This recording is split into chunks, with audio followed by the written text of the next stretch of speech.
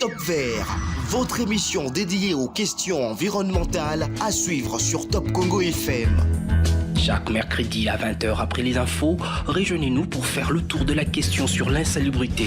L'eau, la forêt, les changements climatiques, l'agriculture, la pêche, l'élevage et tant d'autres sujets.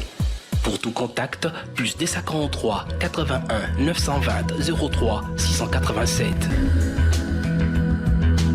Top Vert, votre émission présentée par Gino Rema et Myriam Iraghi. Chers auditeurs et téléspectateurs du magazine Top Vert sur Top Congo FM, bonjour à tous et bienvenue dans ce nouveau numéro de Top Vert.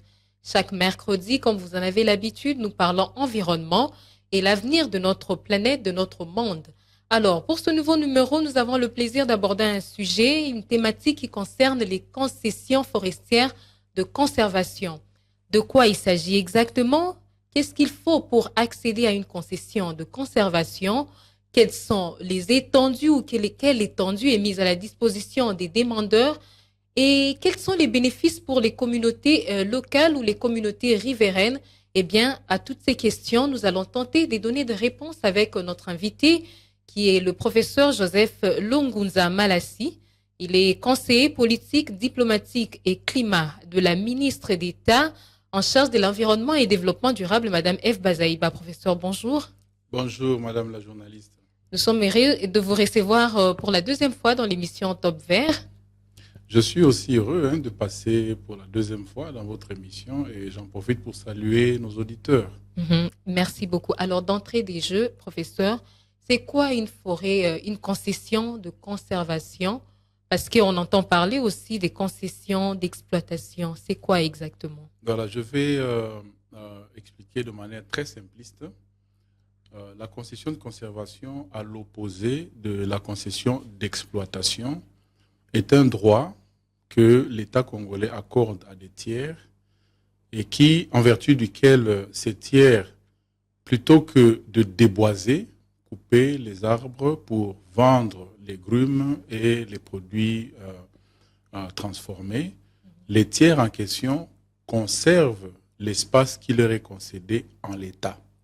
Ça veut dire qu'ils ne coupent pas, ils ne déforestent pas. Ils ne touchent pas. Ils ne touchent pas et même plus loin, ils conservent même la biodiversité animale qui est contenue dans cet espace de forêt. Donc c'est là ce qu'on appelle en droit congolais les forêts de conservation. La définition exhaustive, elle est fournie dans le décret numéro 011/27 du 20 mai 2011 qui fixe les règles spécifiques d'attribution des concessions de conservation forestière en République démocratique du Congo.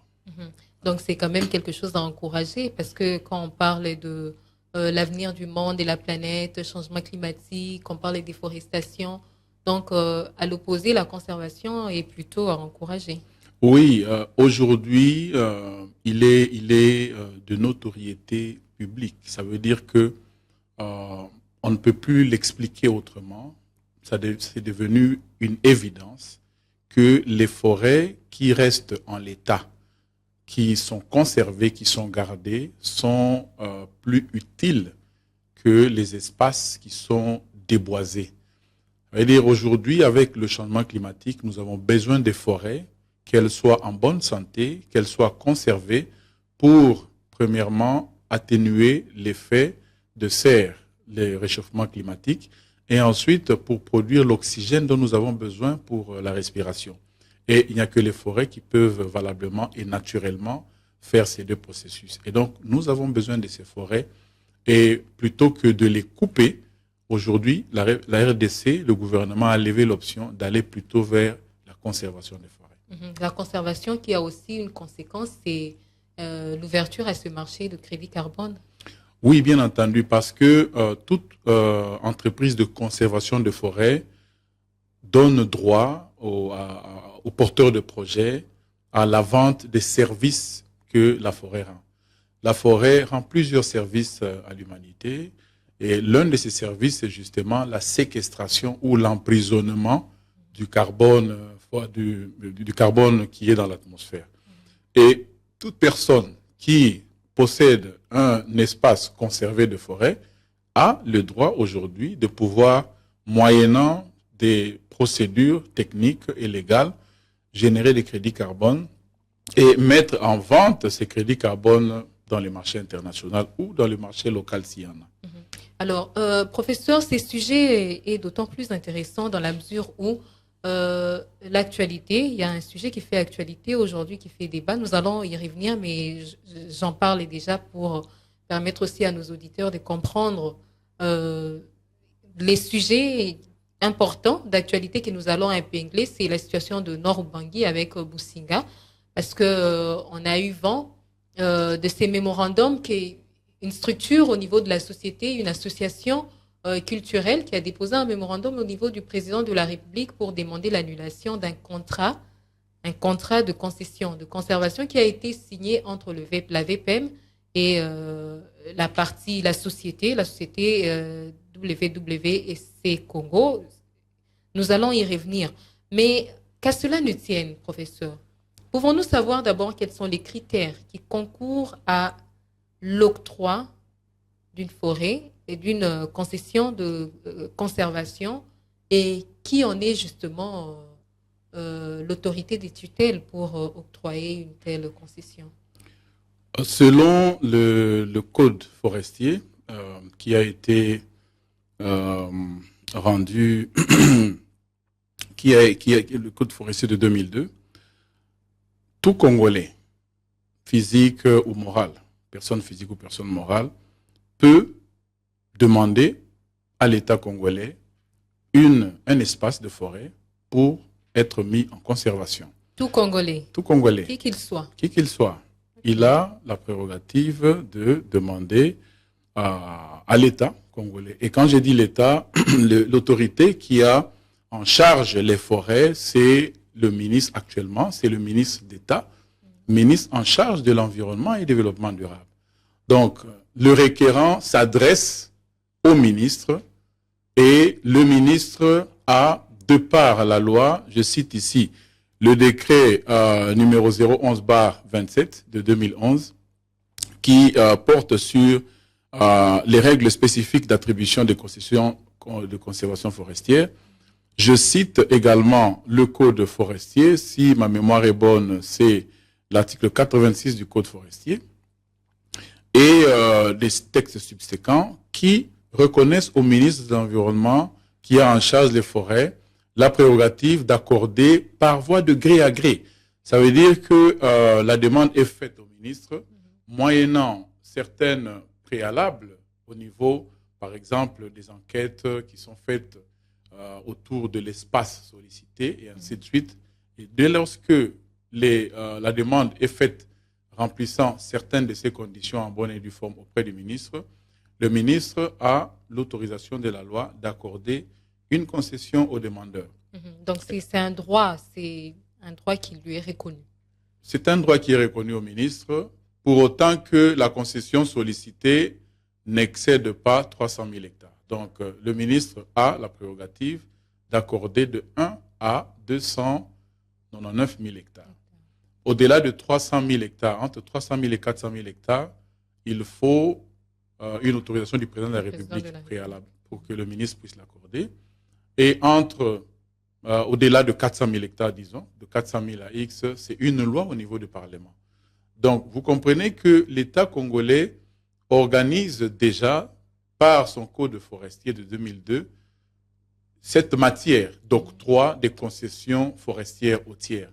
Et dans ces concessions, bien entendu, il y a soit les concessions d'exploitation, c'est-à-dire les concessions où il y a déforestation, et soit il y a les concessions de conservation, autrement dit les concessions, comme je l'ai expliqué tout à l'heure, où la forêt n'est pas déforestée, permettez-moi la tautologie, mais plutôt conservée.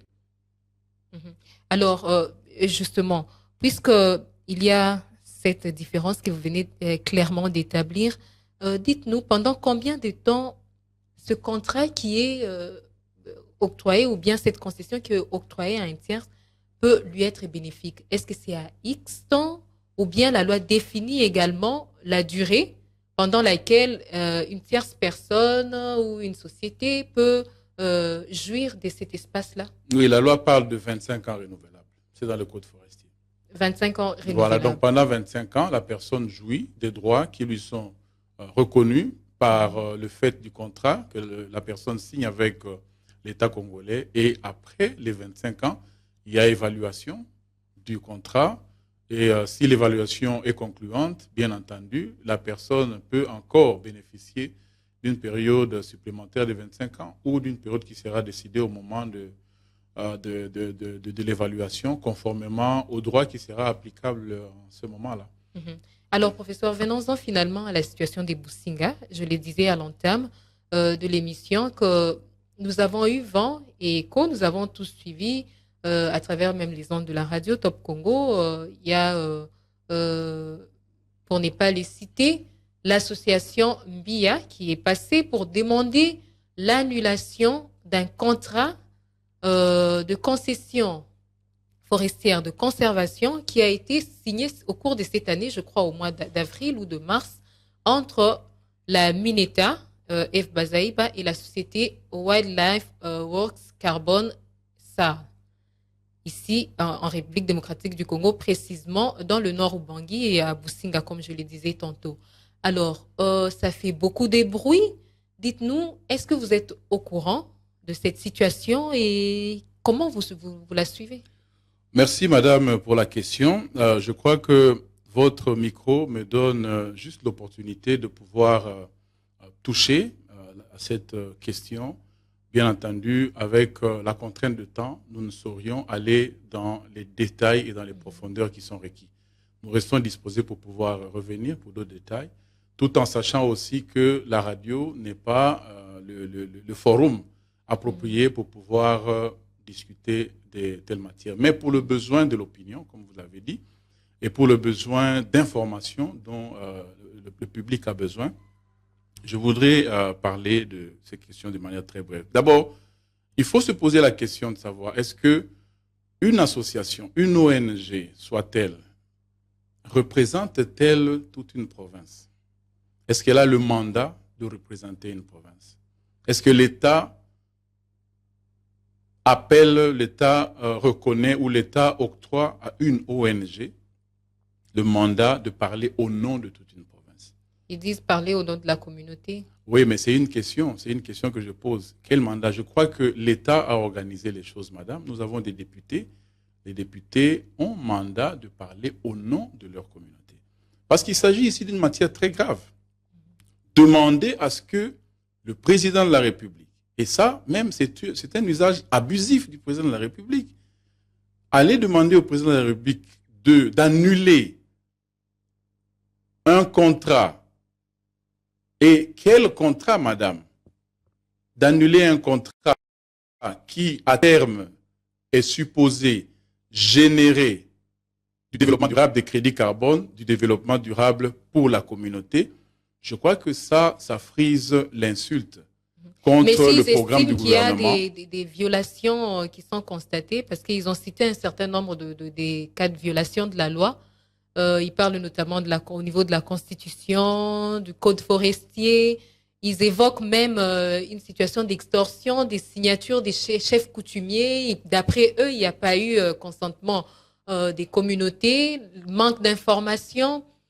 Est-ce que tout cela ne pourrait pas justifier peut-être leur position? Madame, je crois que la RDC, nous sommes de plus en plus, certaines de nos communautés, certaines des personnes qui sont dans nos communautés, des leaders, sont de plus en plus en train d'exagérer. Elles sont en train, c'est un abus de position. Vous comprenez? Je reviens à la question que je me posais. Si aujourd'hui il y a annulation de ce contrat, à qui bénéficiera cette annulation? Est-ce que ça bénéficiera aux communautés du Nord-Ubangi? Ou ça bénéficiera à qui? Parce que les forêts sont là. Les forêts du Nord-Ubangi ont toujours été là. Les forêts du Businga ont toujours rendu les services de séquestration du carbone forestier au monde. Mais jusque-là, personne ne s'est soucié de ces forêts. Il a fallu attendre l'action de Maman Eba Zaïba sous le leadership de ce président de la République, du président de la République, pour que la machine puisse être mise en œuvre, la machine qu'on appelle le marché de carbone en République démocratique du Congo. Je le rappelais à l'émission passée, madame, Le crédit carbone n'a pas débuté avec le président Tshisekedi, ça n'a pas débuté avec Mme Eva Zaïba. Le crédit carbone a débuté depuis 2008. Mais pourquoi est-ce que la RDC n'en a pas bénéficié depuis toutes ces années? Nous ne sommes pas en train de nier les efforts, encore moins le travail qui a été fait par les prédécesseurs de son excellent Eva Zaïba à la tête du ministère de l'Environnement. Mais nous disons à chacun sa manière de jouer. Lionel Messi est ce qu'il est. Dans l'équipe où il joue, il y a plusieurs autres joueurs, mais chacun a sa spécificité. Et ici, nous en profitons pour féliciter la sagesse du président de la République qui a vu dans Maman Eva Zaïba le profil qu'il fallait au ministère de l'Environnement, parce qu'il fallait quelqu'un aujourd'hui qui est capable de revaloriser, que ce soit l'environnement et les forêts et les services que nos forêts rendent à l'humanité. Et vous avez vu comment Mme Bazaïba, en 2 ans, a sillonné le monde, notamment les pays pollueurs, pour réclamer les paiements et les compensations par rapport aux services de nos forêts. Et c'est ce qui commence à être payé. Son plaidoyer au niveau international commence à porter des fruits. Et c'est en ce moment-là que des fils du Nord Ubangi ou de Businga, qui ont encore besoin de comprendre de quoi il est question, se mettent à priver leur propre communauté des bénéfices que le pays est en train de mettre en œuvre pour tous les fils de la RDC. Je crois que c'est une erreur de tactique, c'est même une erreur stratégique. Moi, à leur place, j'aurais approché le ministère de l'Environnement. Est-ce qu'ils ont approché le ministère de l'Environnement? Vous n'avez pas été approché? Non, ils n'ont pas approché le ministère de l'Environnement.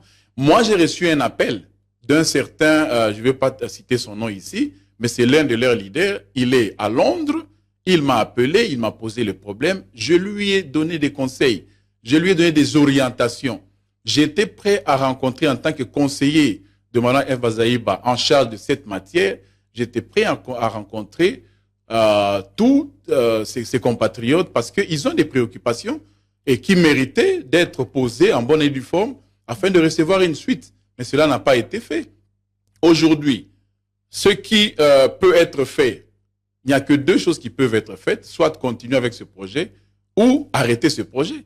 Mais si ce projet était arrêté, qu'il soit certain que le projet ira ailleurs. La RDC est grande. Aujourd'hui, il y a eu 7 projets que Maman Eva a lancés. Et de tous les 7 projets, il n'y a que dans le Nord Ubangi où il y a des bruits. Le projet a été lancé à Bikoro. Il va bientôt être lancé à Bikoro, mais le contrat a été signé.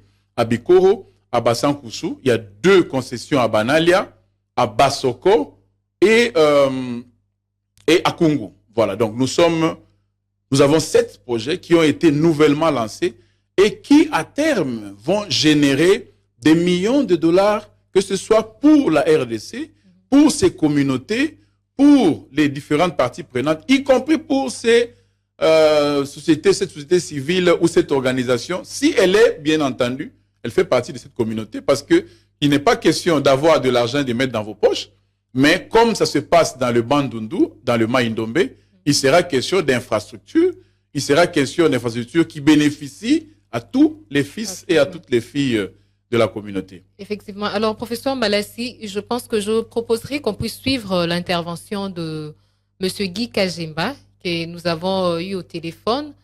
Il est le coordonnateur du groupe de travail Climat Red Rénové, une organisation de la société civile qui suit aussi les différentes actions menées dans le cadre des conservations des forêts et tout ce qui est fait dans ce domaine-là. Il a donné son avis et une lecture de la chose. Nous pouvons l'écouter et nous nous retrouvons juste après. Nous, à notre niveau, nous voyons beaucoup plus dans ce genre de choses d'intérêt des communautés locales et des peuples autochtones. C'est ça toujours notre souci primaire. On n'entre pas vraiment dans les histoires juridiques. On essaie un peu de s'assurer que la mise en œuvre... Allô? Oui, on essaie un peu de s'assurer que la mise en œuvre de ce genre de programme tient compte ou bénéficie directement aux communautés locales et peuples autochtones. C'est un peu ça l'enjeu pour nous. Pour ce qui est de Businga, nous avions un délégué là-bas, une dame, qui essaie un peu de suivre le travail qu'ils font pour l'obtention du clip, des consentements, pour la cartographie, pour les constations des communautés. Et les rapports que nous avons est que les communautés sont suffisamment on est en train de donner des informations suffisantes pour ça. Voilà, c'est ce qu'on connaît maintenant. L'annulation, bon,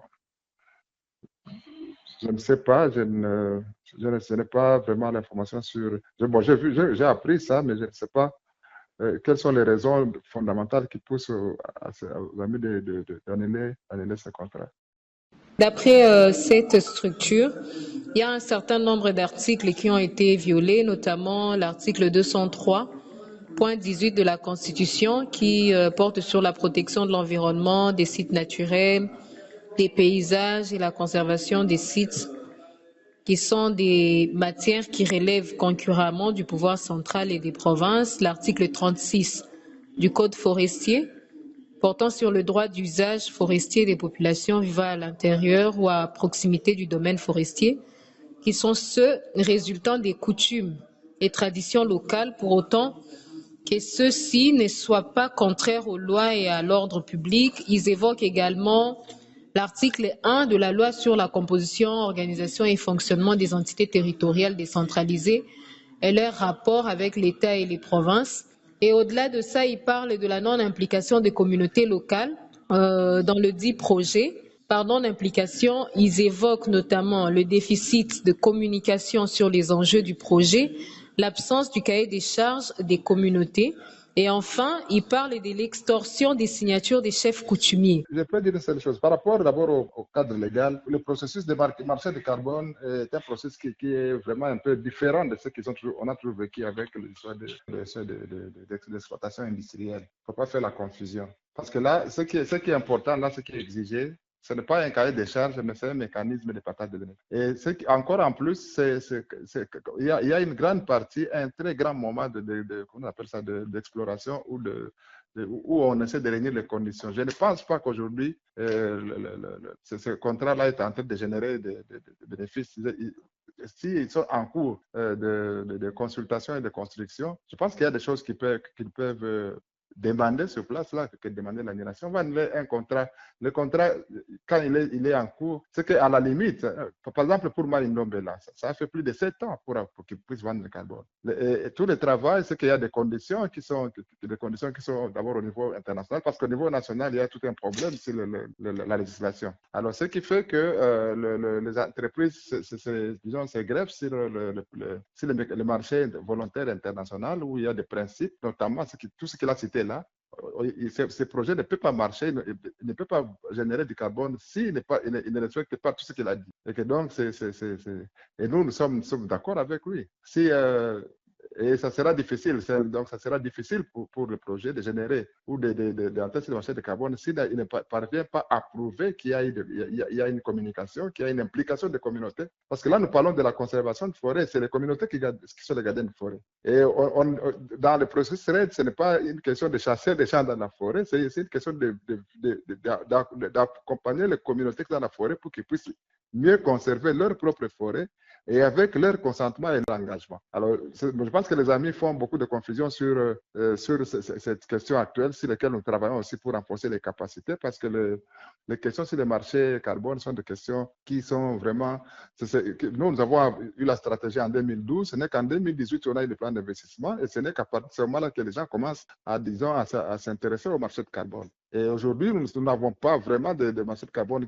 Tout ce qui est là expérimental apparemment, mais qui marche, c'est sur lequel on pense que d'ailleurs beaucoup de gens pensent que c'est le moyen le plus facile pour accéder à des financements directs que d'aller dans les dynamiques des projets qui viennent, qui reviennent et qui ne donnent pas de résultats, avec tout ce qu'il y a comme la Banque mondiale et les autres. Qu'est-ce que vous pensez alors de cette demande d'annulation? Est-ce qu'elle n'est pas trop précipitée au regard de tout ce que vous avez dit? Parce qu'apparemment, il faut quand même que toutes les questions ou bien tous les griefs qui sont évoqués soient bien vérifiés et évalués, puisqu'il y a, comme vous le dites, il y a des différences pour lesquelles vraiment il faut tenir compte. Est-ce que c'est judicieux de demander l'annulation d'un tel projet à l'heure actuelle?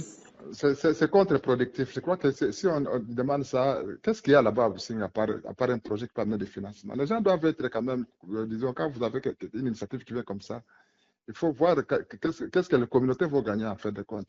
Si on fait comme ça, on voit un peu le coût d'opportunité où on voit les échelles. Ce qu'il y a là-bas, moi, je pense que c'est précipité. Et tout ce qu'ils demandent là-bas, je pense qu'on peut les vérifier dans 2 ou 3 ans qu'ils auront fini à remplir les paperasses. Hein, c'est vraiment juste attaquer quelque chose sur lequel tout ce qu'ils demandent là doit être fait et ce sont des conditions et ça se fera, mais ce n'est pas pour autant qu'il faut inverser. Parce qu'ils vont vite en besoin, à mon avis. Quelle est, à votre avis, alors, à ce niveau, la responsabilité aussi du gouvernement en termes de diffusion, large diffusion de l'information autour de cette confusion qui s'est créée? Oui, mais c'est que nous allons demander peut-être de faire une émission conjointe avec le gouvernement pour voir un peu. Mais je pense que l'effort de diffusion, c'est important. L'information, l'éducation, la communication dans ce genre de choses, c'est important. Mais vous connaissez comment ça se passe dans nos territoires. Donc, la plupart des fois, c'est même dans les projets, nous avons demandé beaucoup de fois que les gens de Maïndombe avec le projet VVC, qu'on puisse mettre ne fût qu'une radio ou même une antenne de communication RTL ou quoi. Il n'y en a pas. Donc, pour atteindre quelqu'un là-bas, il y a toutes les responsabilités liées à l'enclavement même des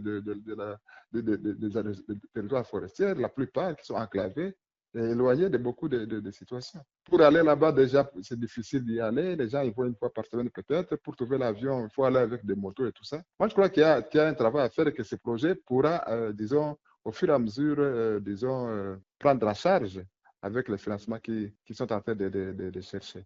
C'est sûr que quand les gens posent un problème comme ça, c'est qu'on vient tuer quelque chose, on n'a pas d'alternative. Je l'ai toujours interdit aux ONG internationales de dire non, ne financez pas, et puis après, il n'y a personne d'autre qui finance. Les amis, là, est-ce qu'ils ont une autre alternative pour aider les communautés?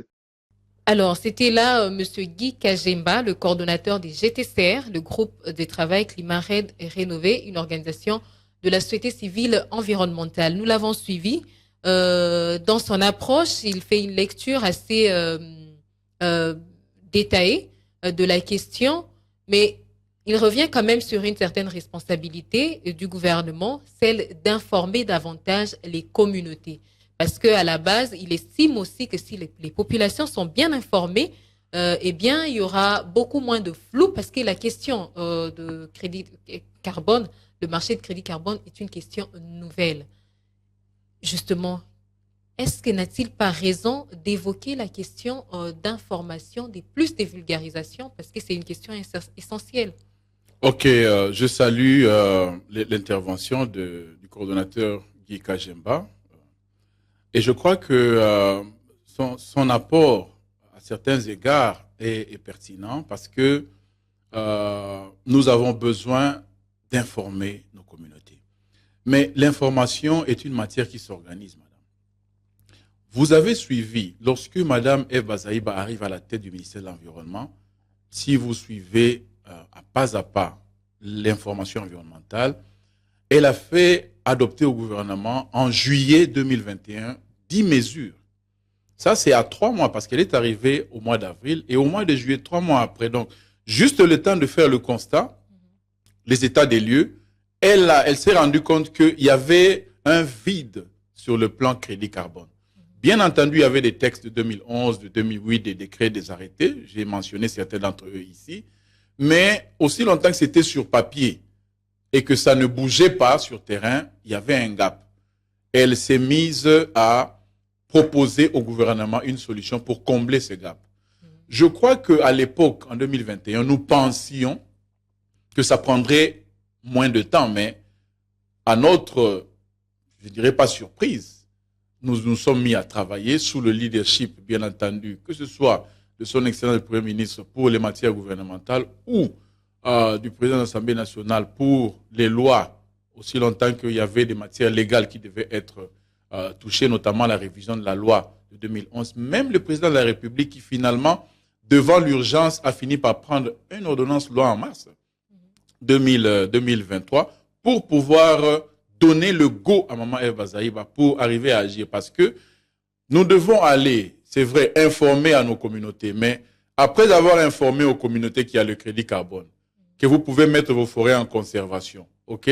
Que vous allez générer les crédits carbone, qui se saisissent, qui comprennent. Mais si après vous ne pouvez pas mettre la machine en œuvre, il y a un problème. Vous avez suscité un besoin dans les communautés. Ensuite, il n'y a pas le cadre légal, il n'y a pas le cadre institutionnel. Parce que rappelez-vous que lorsque Mme Ève fait adopter les 10 mesures, l'une des mesures, c'est justement la création de l'autorité de régulation du marché des carbone en RDC. Depuis juillet 2021. Et au moment où je vous parle, les députés nationaux me suivent, les sénateurs me suivent, nous nous sommes enfermés avec eux au moins 2 à 3 fois, 2 fois au Bas-Congo, à Zongo, et 1 fois ici à Béatrice Hôtel à Kinshasa, pour travailler justement sur ces textes. Et ça n'a pas été facile parce qu'il fallait faire comprendre aux élus du peuple cette nouvelle matière. Ça nous a pris du temps, ça a demandé de la pédagogie. Et il fallait aussi rendre la vision du gouvernement, la faire passer par les mailles, les filets de la légistique, afin qu'elle puisse se traduire en des lois qui soient, en corrélation ou en bonne entente avec le reste du cadre légal et qui produisent les effets escomptés par le programme du gouvernement. Ce qui n'a pas été une matière facile. Nous avons travaillé d'arrache-pied et c'est pour moi l'occasion de féliciter les élus du peuple, chambre haute, chambre basse, pour le travail d'arrache-pied qui a été abattu, que nous avons abattu ensemble. Donc, maintenant que l'autorité de régulation du marché de carbone a été créée par décret de son excellence Premier ministre, contresigné par le ministre d'État de l'Environnement depuis le mois de juin, nous sommes en train d'attendre la mise en œuvre effective de cette machine à organiser, cette machine qui organisera le marché des carbones en RDC. Et de là, l'information pourra aller prendre une autre allure, bien entendu. L'information donnée à des communautés sera directement suivie par une procédure de mise en conservation des forêts. Et on ne leur dira pas non, on vous informe seulement, attendez les jours où il y aura une institution, on reviendra vers vous. Là, je crois que ça n'aurait pas été efficient, aussi efficient que ce que Maman Ève a pu mettre en place aujourd'hui. Dans tous les cas, oui, la RDC a attendu depuis 2008. Aujourd'hui, nous sommes 2023. Il n'y a jamais eu de crédit carbone, je m'excuse, vendu pour le pays. La RDC a attendu depuis 2008 et la RDC ne va pas souffrir d'attendre encore quelques mois, le temps que tout se mette en place correctement. Oui, je comprends bien votre logique ou la logique du ministère ou du gouvernement. Avant de revenir sur les 10 mesures, parce qu'on aimerait savoir au-delà de la mise en place de ces cadres sur l'autorité de régulation du marché de crédit carbone, mais l'idée au départ par rapport à la communication ou la vulgarisation de l'information, je pense qu'on parle beaucoup plus de ces espaces ou ces coins du pays qui sont déjà, que vous connaissez, sur lesquels vous voulez aller pour implémenter des nouveaux projets. Mais avant cela, vous précédez cela par une vulgarisation, une sensibilisation, information accrue.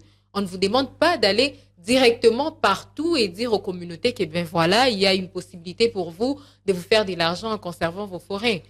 Madame, pour emboîter ce que vous dites, l'information, il y en a eu, hein. Avec la société civile, vous avez cité le GTCR, Guy Kajemba, il y a eu plusieurs ateliers d'information. Personnellement, j'ai fait le Katanga, j'ai fait la province de l'Équateur, j'ai fait, si je ne me trompe pas, aussi la province orientale, donc la province de la Chopo, où nous avons réuni les personnes clés, les parties prenantes clés, et l'information a été divulguée ou a été vulgarisée. Mais pas comme il se doit, parce qu'il ne suffit pas seulement d'informer au chef de division d'une division en province, ou peut-être au chef de bureau, ou à quelques parties prenantes, quelques ONG, pour dire que le travail a été fait. Je suis dans les communautés pendant plusieurs années, c'est tout le travail que j'ai fait jusque-là dans ma vie. L'information, c'est plus que ça. Il faut une permanence dans ce que vous dites. Il faut une complétude. Il faut le langage d'information. Vous pouvez parler, mais les personnes ne comprennent pas ce que vous dites à la première occasion où ils vous écoutent. Donc, il faut une certaine méthodologie. Oui. Et c'est de ça que je parle. Il fallait une institution pour pouvoir le faire. Parce que ce qui a été fait jusque-là a été fait, je dirais, de manière plus ou moins sporadique. Mais on ne dira pas que rien n'a été fait. L'information a été portée. Et même, d'ailleurs, je vous informe encore qu'il y a d'autres missions qui se préparent dans le cadre du fonds CAFI pour descendre encore en province, apporter une fois de plus d'informations. Mais l'information la plus utile, c'est celle qui est apportée à des communautés pour leur dire, regardez, vous pouvez conserver vos forêts et gagner les crédits carbone. Vous leur donnez toute la pédagogie irrélative. Vous pouvez reboiser et générer des crédits carbone et voilà, vous pouvez, il y a pas que il y a des crédits carbone, il n'y en a pas que dans les forêts. Hein. Il faut dire qu'il y a les crédits carbone forestiers et le crédit carbone non forestier, notamment avec les projets d'énergie, les projets de transport et tout ça. Mais le potentiel de la RDC est beaucoup plus fort quand on parle du crédit carbone forestier, parce que nous sommes avant tout un pays forestier. C'est la raison pour laquelle souvent, lorsque nous nous mettons à parler, nous parlons beaucoup plus du crédit carbone forestier, mais il faut garder à l'esprit qu'il y a aussi ces autres formes de crédit carbone. Et l'information est en train de circuler. Et professeur, justement, en parlant toujours du crédit carbone, comme l'a dit d'ailleurs Monsieur Guy Kajimba, c'est une question qui est nouvelle, une thématique nouvelle, que beaucoup de gens n'ont pas encore appréhendée, même au niveau de la sphère politique ou intellectuelle. Il y a encore tellement de zones d'ombre. Et il dit justement par rapport à la situation des Businga qu'il y a aussi beaucoup de confusion parce que dans la signature d'un contrat de concession forestière, il faut faire la différence. Il y a beaucoup de différences entre le contrat de concession forestière d'exploitation et celui qui est lié à la conservation, puisque lui, il parle même que en ce qui concerne la conservation, on voit beaucoup plus des mécanismes de partage des bénéfices s'agissant des communautés quand on parle des cahiers des charges. Qu'est-ce qui rentre justement dans la constitution de ces contrats? Là, on voit plus les côtés communauté. Les contrats que la RDC a jusque-là signés avec les quelques projets, notamment celui sur lequel nous sommes en train de parler aujourd'hui, organisent ce qu'on appelle le partage des bénéfices. Et dans le partage des bénéfices, ça, c'est une innovation de la RDC. Les communautés qui conservent, là je parle des crédits carbone de conservation, je ne parle pas des crédits carbone de reboisement, je ne parle pas encore des crédits carbone des autres formes. Donc on se limite ici au crédit carbone de conservation. Les communautés qui ont accepté de conserver leur forêt, elles ont droit à 25% du montant brut de vente de leur crédit carbone. Admettons que le crédit carbone est généré $100 américains, ok? Donc les communautés, la communauté riveraine, comme on l'appelle dans le code forestier, elle a droit à $25. Les $75 restants, le porteur de projet va désintéresser ses différents créanciers, ses différents fournisseurs et tout.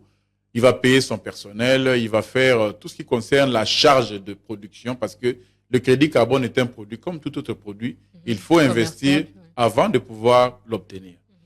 Et après avoir déduit toutes les charges ayant concouru à la production du crédit carbone, le porteur de projet va calculer son bénéfice, sa marge. Et son bénéfice, une fois connu, il va le scinder en deux. L'État congolais, en tant qu'État congolais, a droit à 50% de ce bénéfice. Là, on souligne que les 25% de la communauté étaient sont déjà écartés. Donc, ils sont beaucoup plus importants. Voilà. Donc, dès que le crédit carbone est acheté, les communautés locales ont droit à 25%. Le reste fait le travail que je viens d'expliquer. Une fois le bénéfice calculé, le calcul de répartition continue. L'État congolais dans son ensemble a droit à 50% et le porteur de projet, lui aussi, a droit à 50% parce que ce n'est pas l'armée du salut, il a travaillé pour un bénéfice. Les enjeux sont importants, professeur. Qui négocie pour les communautés? Les communautés. Je vais d'abord terminer la répartition, sinon je risquerai de sauter cette étape-là. Voilà, donc l'État congolais. Et dans l'État congolais, il y a une autre répartition qui se fait. Actuellement, le ministre, son Excellence Madame le ministre d'État, en charge de l'environnement et du développement durable, et son Excellence Monsieur le ministre des Finances, sont en train de finaliser un arrêté interministériel qui va résoudre cette équation.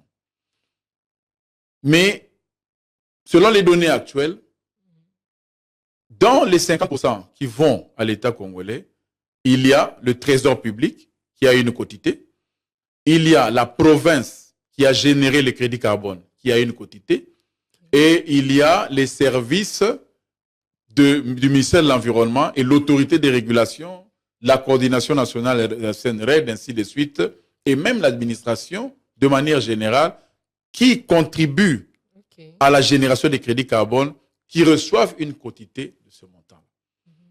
Si tout va bien, l'État congolais, le trésor public, j'ai dit, pourra avoir 50%, les provinces pourront avoir 20%, et toute l'administration, telle que je viens de le dire, qui concourt à la génération de crédit carbone, pourra avoir 30%. Dans ces calculs-là, je vais vous donner un exemple qui va vous surprendre. Le Bandundu, lorsque à la vente des crédits carbone qui a été opérée en mars 2023, j'ai échangé avec le gouverneur Rita Bola, que je salue en passant. Je voulais être certain que l'information dans les Maïndombe. Ils ont reçu 4 millions de dollars. Ça, c'est pas tous les jours qu'on les reçoit, 4 millions de dollars. Et félicitations au gouverneur, sous le leadership et sous l'encadrement de sa hiérarchie, elle a remis au BCECO 3 500 000 dollars américains pour des projets qui vont bénéficier à toute la province. Et le reste de l'argent, elle a eu à affecter aux besoins qui étaient très certainement pour l'intérêt de tous. Et c'est effectif. Est-ce que c'est suivi? C'est ça l'impact. Mais c'est le BCECO. Le travail, bientôt, elle va venir. Je ne parlerai pas à sa place. Elle va venir. Vous pouvez même l'inviter. Elle est toujours contente de venir. Vous verrez l'impact que cet argent remis à la province est en train d'avoir sur la province du Maïndombe, qui n'avait jamais été préparée à être une province, vous savez, avec les découpages. Mais aujourd'hui, grâce au crédit carbone, cette province est en train de s'octroyer des équipements en tant que province. Et bientôt, ce sera une fierté pour toutes les provinces forestières, parce que pratiquement partout à travers la République, c'est le même problème. Donc, ça, c'est la quotité que la province a reçue dans les 50% des bénéfices de l'État congolais de manière générale. Je ne cite pas les 25% qu'ils ont reçus en amont déjà. Oui. Parce que ces 25% de manière générale, le porteur de projet l'administre à la communauté sous forme de projets en amont. Il n'attend pas la génération de crédits carbone pour pouvoir payer les communautés. Il débute déjà avec les travaux, les écoles, les hôpitaux et ainsi de suite. Aujourd'hui, au Maïndombe, ils ont des hôpitaux qui n'envient rien aux hôpitaux de Kinshasa. Ils ont des écoles. La prochaine fois, je crois que nous amènerons avec nous des photos. Je peux même vous les envoyer pour que vous puissiez compléter cette émission, madame. Vous verrez que ce qui s'est fait avec l'argent des crédits carbone, c'est des merveilles. C'est des merveilles. Et aujourd'hui, l'État congolais, avec nos ressources forestières, nous devons d'autant plus nous approcher de cette thématique, nous l'approprier, recevoir la bonne information et accompagner le gouvernement. Ne pas combattre un ministre qui est en train de se battre jour et nuit pour le bonheur des communautés locales, parce que vous ne la comprenez pas, ou vous ne comprenez pas l'action du gouvernement dans son ensemble, mais approcher le gouvernement, avoir la bonne information et recevoir le coaching et l'accompagnement qu'il faut afin de traduire en richesse ces forêts et les services qui sont en train de rendre à l'humanité, comme a eu à le faire patiemment le Maïndombe. J'insiste, il y a 7 projets, mais il n'y a qu'au nord Ubangi où il y a des problèmes. Ailleurs, il n'y a pas de problème. D'ailleurs, je reçois beaucoup d'appels. Nous sommes appelés de partout pour pouvoir aller. Vous avez fait ça là-bas. Venez chez nous aussi. Mais tout curieusement, au nord Ubangi, ça pose problème. Moi, ça pose problème peut-être parce qu'il y a cette question que je vous ai posée, professeur. Qui négocie au nom des communautés? C'est peut-être là le nœud du problème. Non, mais je vous ai dit, madame, il faut le dire, hein, j'insiste. Hein, et au nord Ubangi, ce n'est pas tout le monde. Hein, c'est une poignée de main parce que autant nous recevons, nous avons été surpris par ce mémo demandant l'annulation du projet. Autant nous sommes surpris d'avoir des appels aussi qui disent non, mais parce que donc il y a des voix discordantes. Voilà, il y a des voix discordantes. En fait, qu'est-ce qui se passe ici dans le Nord Ubangi? Le projet, comme je l'ai dit, le ministre a la prérogative légale de n'octroyer qu'en dessous de 300 000 hectares. Et 300 000 hectares, c'est une petite espace de forêt, c'est pas grand. Hein? Ça peut se faire dans un groupement, ça peut se faire dans un territoire et ça ne concernera pas forcément tous les villages ou tous les clans. Au Nord Ubangi, quand ça s'est fait, le nombre de clans ou de groupements qui étaient concernés directement par la conservation était un petit nombre par rapport aux autres qui n'étaient pas concernés. Alors, ceux qui n'étaient pas concernés directement ont, par manque d'informations, se sont dit, mais nous n'avons pas été consultés, nous avons droit, c'est notre forêt. Et c'est de là qu'est parti le malentendu, selon l'information que j'ai reçue de eux-mêmes.